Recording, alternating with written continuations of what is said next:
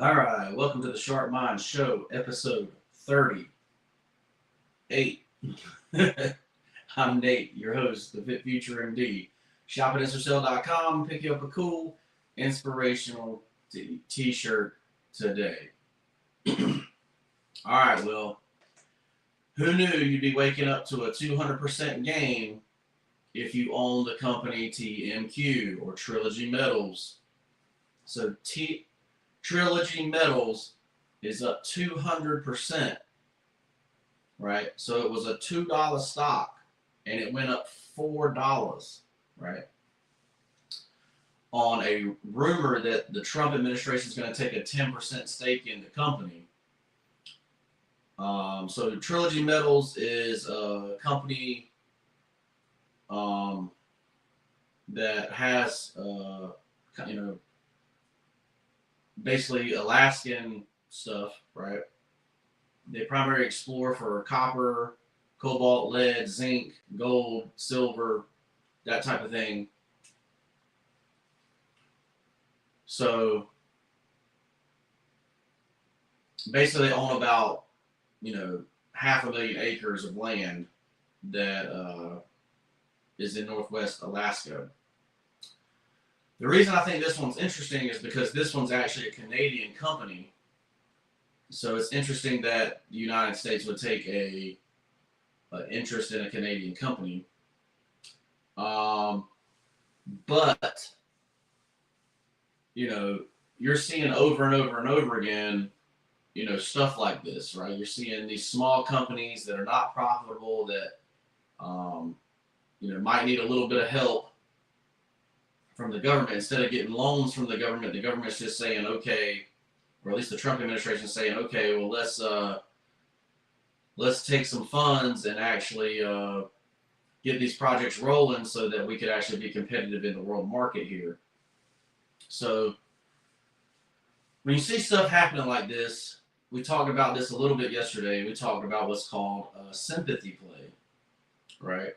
So TMQ is up 200%. Well, what would be a sympathy play on TMQ? So we go into our, we go into whatever scanner you have, and you try to find other companies that are similar, that do similar things to Trilogy Metals, and you try to pick one, right? So the Trump administration is investing in TMQ, who might get a lift from that investment as well. And the company that I've identified, and this is obviously not financial advice, but it's NAK. NAK is the ticker symbol, and it's Northern Dynasty Minerals, right? So Northern Dynasty Minerals still sitting at like $2, and could be a sympathy play. And a sympathy play is where a stock goes up and it pulls the other stocks up in the sector that it's in, right? So NAK is in the same sector as TMQ, and you just write it and say it may not go as high. So one example of this was during the pandemic, GameStop went crazy, went through the roof, right? Rockets to the moon. Well, you also had AMC go up at the same time, kind of like parallel. Not as much as GameStop, but it still went, pretty good.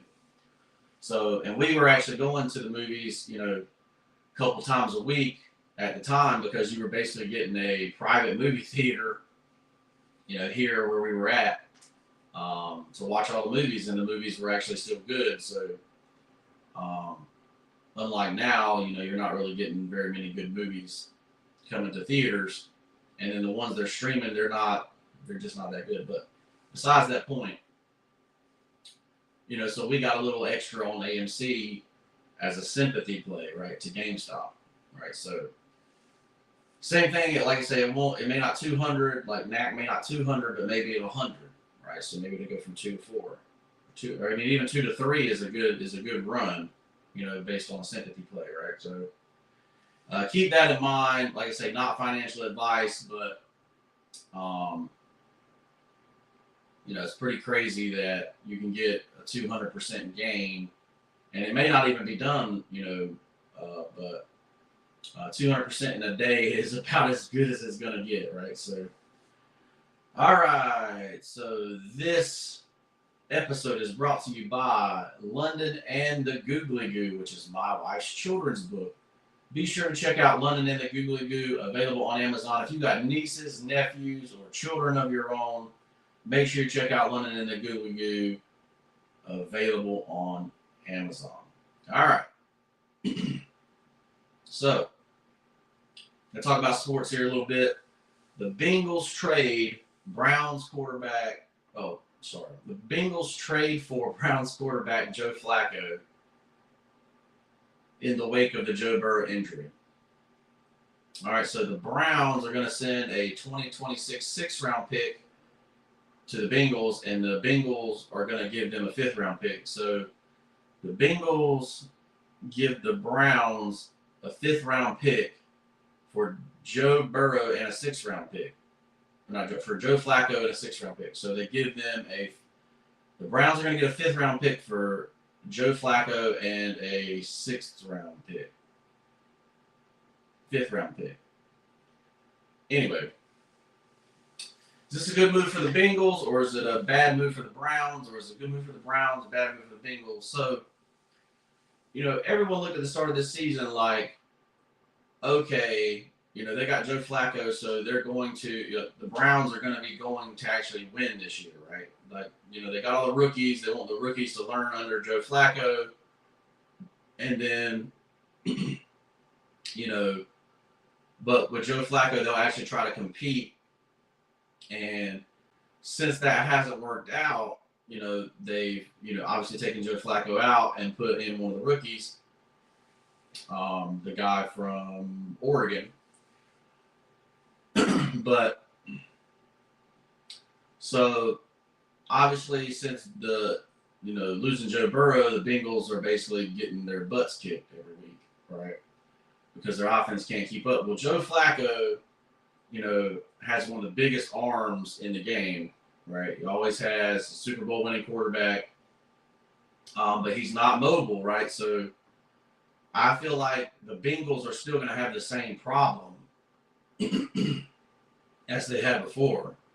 If it was me, I would have tried to trade for Shedeur Sanders if I was the Bengals. Because at least Shedeur is mobile and is used to having a bad offensive line coming from Colorado. Like, Colorado had a terrible offensive line. And, he's able, would be able to move around. And Joe Flacco is just going to be sitting back there getting murdered, right? Like, Joe Flacco is not mobile, that type of thing. So, to me, this was the wrong move for the Bengals.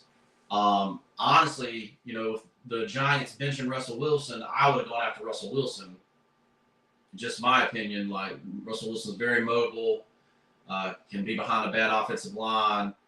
And if you give him Jamar Chase and Higgins, you might be talking about, 4,000 yards, right? So 4,000, 4,500 yards but that's just my opinion. That's what I would have done instead.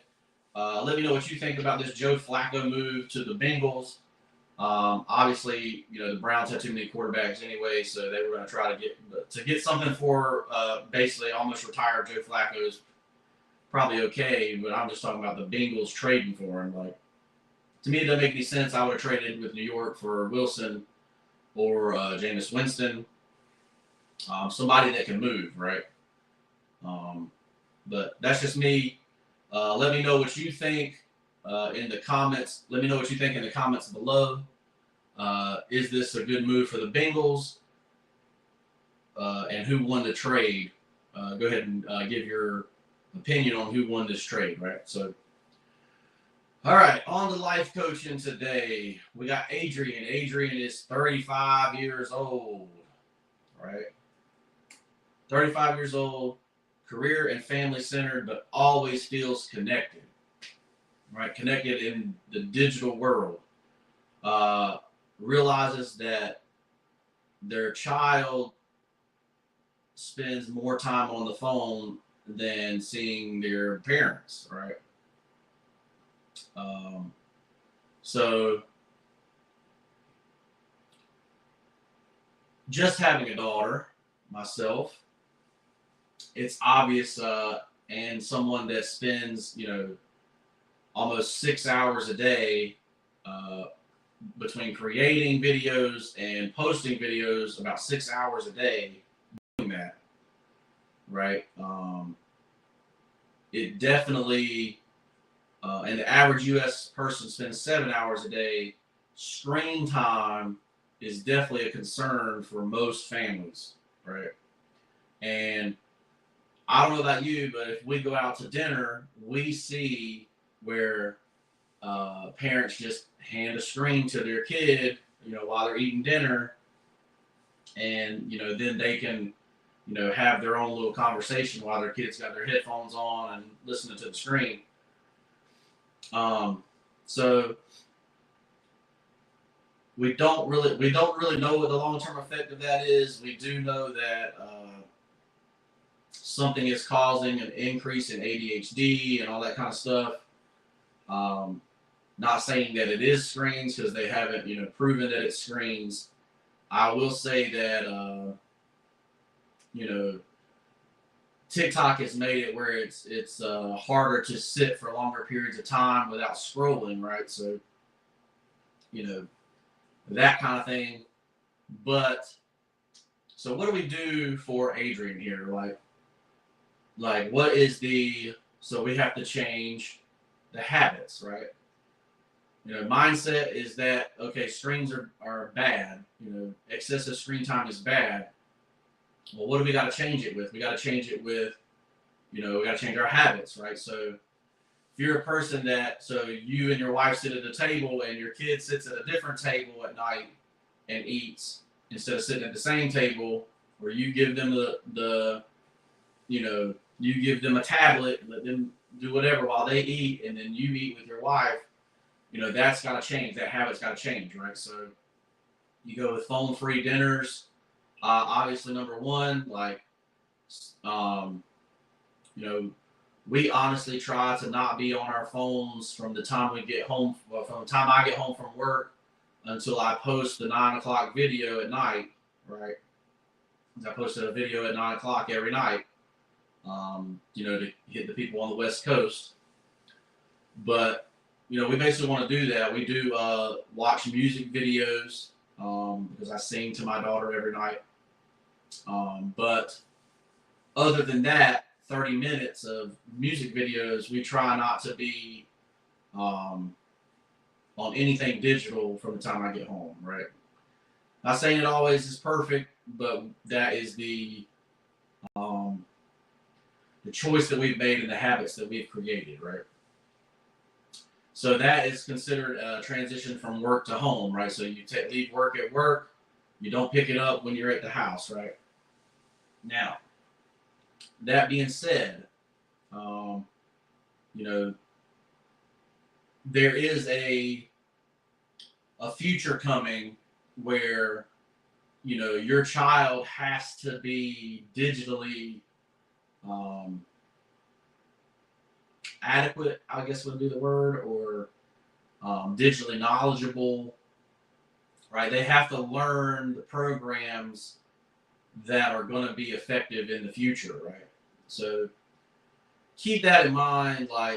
There's a balance there, right? So you don't necessarily want them playing video games. You want them to be able to code the video game, right? So keep that in mind. If you're teaching your child English, you might as well teach them to code, right? And there are programs and stuff out there to do that, right? So keep that in mind. There is a world where, we're going to have to, be digitally competent is the correct word there. So, this is what I would do for Adrian.